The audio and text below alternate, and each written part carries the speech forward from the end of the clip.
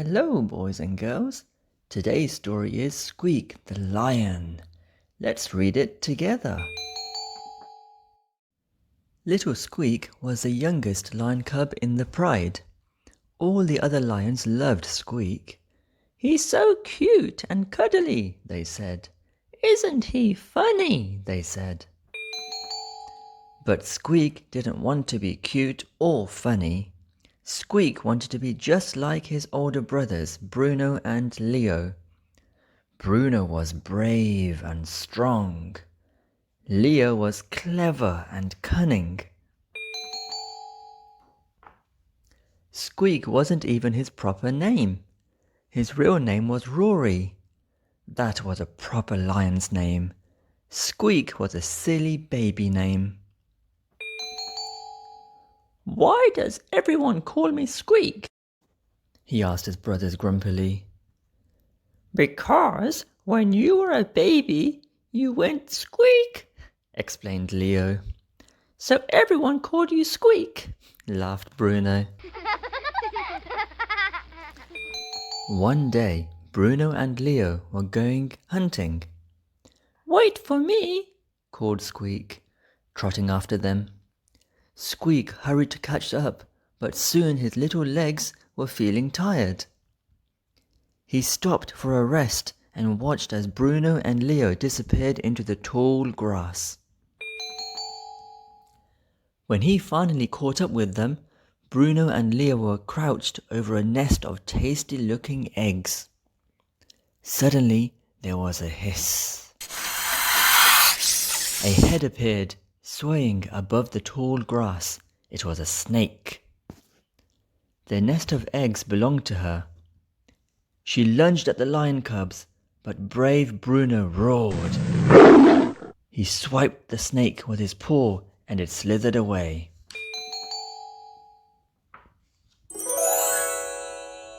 "Wow, Bruno, that was brave," said Leo, as the lion cubs made their way home. "Did you see how Bruno swiped that sneaky snake?" said Squeak. Just at that moment, Squeak spotted a lizard crossing the path.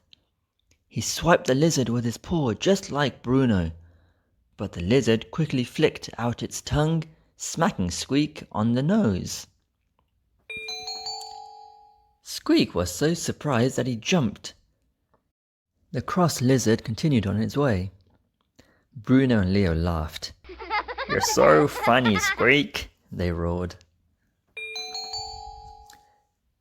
The next day, Bruno and Leo went hunting again. "Wait for me," called Squeak, as he followed his brothers down to the watering hole. It was very muddy along the bank, and Squeak's paws kept sinking into the mud. It slowed him down. "Now I'll never catch up," he sighed as he watched his brothers walking ahead. Then Bruno and Leo stopped. They had spied some paw prints in the mud. "These tracks belong to a water buffalo," said clever Leo, sniffing the ground. "Let's follow it and sneak up on it from behind," said brave Bruno, as he looked along the muddy trail. By the time Squeak reached the water, there were lots of paw prints in the mud, and his brothers were nowhere to be seen. Squeak sniffed the ground and looked at the paw prints. "I can follow tracks too," said Squeak to himself, and set off. He followed the tracks around and around for a long way, until Squeak could hear his brothers laughing. He looked up, then looked around at the tracks. Squeak had followed his own tracks in a big circle. "You're so funny, Squeak," laughed Bruno and Leo. The following day, Bruno and Leo were going hunting again. "Wait for me," called Squeak. But this time, his brothers didn't want Squeak to come along. "Not this time, Squeak," said Bruno. "You'd slow us down." "Or get us into trouble," said Leo. But Squeak wasn't going to miss a hunting trip. He followed his brothers a little way behind. Bruno and Leo soon disappeared down a trail through some trees. They followed the trail until they found a good place to set a trap. Clever Leo piled up some berries under a tree where a hungry squirrel would find them. Brave Bruno climbed up the tree and crept along a branch, ready to pounce. Very soon a squirrel hopped towards the berries. The trap had worked. Bruno crept further along the branch, ready to pounce. But suddenly there was a crack. The branch came crashing down. The startled squirrel ran off as Bruno tumbled to the ground. "Ouch!" roared Bruno. His tail was caught under the branch. Bruno was trapped. He couldn't move. "Don't worry, Bruno," called clever Leo. "I'll find a way to get you out." Squeak had just caught up with his brothers and was watching from behind a tree. "Ow, my tail!" Bruno moaned. "Hurry up and help me out."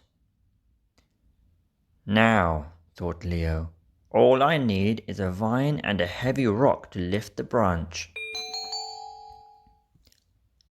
But Leo didn't finish because a loud harump interrupted him.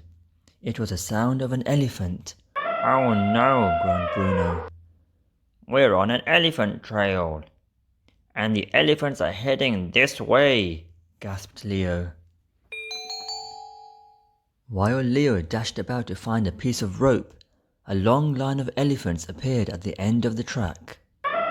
Squeak looked at the elephants, then looked at Bruno trapped under the branch. The elephants were getting nearer and nearer. Leo wasn't going to make it in time. The ground began to shake as the elephants trampled closer and closer. "There's no time to lose," thought Squeak. He saw a gap below the branch that was just big enough for him to squeeze under. He dashed out from his hiding place into the gap and, with more of a roar than a squeak, he heaved the branch with all his might. The branch lifted just enough for Bruno to pull out his tail. Then Squeak pulled the branch away. The elephants were almost on top of them. Bruno, Squeak and Leo leapt into the trees just as the elephants came thundering by. "Wow, Squeak, that was brave," said Bruno. "That was really clever, Squeak," said Leo. The three brothers climbed down from the tree. "Did you see the way Squeak came to the rescue?" said Bruno. "Wait until we tell everyone how brave and clever Squeak was," said Leo. Squeak felt very proud. "Maybe we should call you Rory from now on," said his brothers. Squeak smiled, but somehow he didn't mind being called Squeak anymore. And that's the end of the story, boys and girls. If you liked it, press subscribe. And remember, come back real soon. See you. Bye.